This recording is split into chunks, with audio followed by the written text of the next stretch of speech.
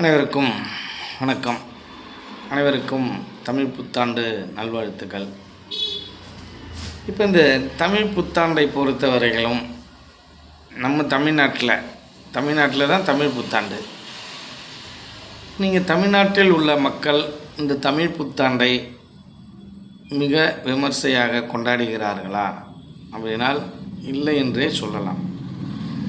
நாம் ஆங்கில புத்தாண்டை கொண்டாடும் அளவிற்கு தமிழ் புத்தாண்டை கொண்டாட தவறிவிட்டோம் என்பதுதான் உண்மையாக இருக்கிறது. ஆங்கில புத்தாண்டை கொண்டாடும் அளவிற்கு தமிழ் புத்தாண்டை கொண்டாடுகிறோமா? இல்லை. இப்போ ஓரளவுக்கு தமிழ் புத்தாண்டை கொண்டாடுபவர்கள் இருக்கிறார்கள். ஆனால் நாம் கொண்டாட வேண்டிய புத்தாண்டே தமிழ் புத்தாண்டு தான். ஆங்கில புத்தாண்டுகளுக்கு இணையாக தமிழ் புத்தாண்டை நாம் கொண்டாட வேண்டும். அப்படி கொண்டாடுகிறோமா அப்படின்னா கொண்டாடவில்லை என்பது தான் நிதர்சனமான உண்மை. ஆங்கிலேயன் அவனுடைய எல்லா கலாச்சாரங்களையும் நம்மிடம் கற்றுக்கொண்டு விட்டு போய்விட்டான்.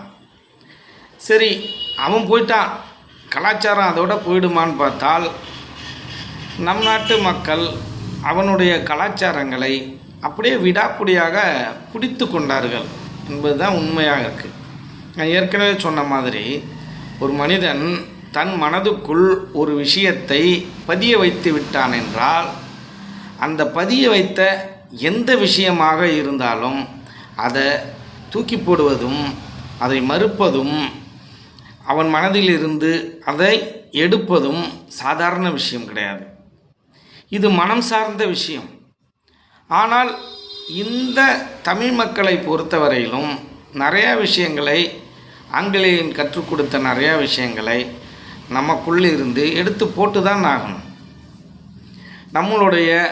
நம் நாட்டு தயாரிப்புகளை நாம் வாங்குவது என்பதும் நம் நாட்டு பொருட்கள் பனவெல்லம், நாட்டு சர்க்கரை, நம்மளுடைய நாட்டு காய்கறிகள், நம்ம நாட்டை சார்ந்த உணவுகள் இதையெல்லாம் சாப்பிடும் வழக்கத்தை நாம் கொண்டு வர வேண்டும். நம்மளுடைய ஆட்கள் நெசவு நெய்த அந்த துணிகள், நம்ம நாட்டோட பாரம்பரிய உணவுகள், இதன் வழியாக நீங்கள் வாழ்ந்தீர்களேயானால் நம்மளுடைய பாரம்பரிய உடை இதையெல்லாம் உடுத்தி நம்ம நாட்டு பாரம்பரிய உணவெல்லாம் நீங்கள் சாப்பிட்டுட்டு வந்தீங்கன்னால் உண்மையாகவே உங்களுக்குள் உடல்நிலையிலும் மனநிலையிலும் மிகப்பெரிய மாற்றம் நடக்கும். இந்த அளவுக்கு நீங்கள் ஆஸ்பத்திரிக்கெல்லாம் போகணுன்னு அவசியமே இல்லை.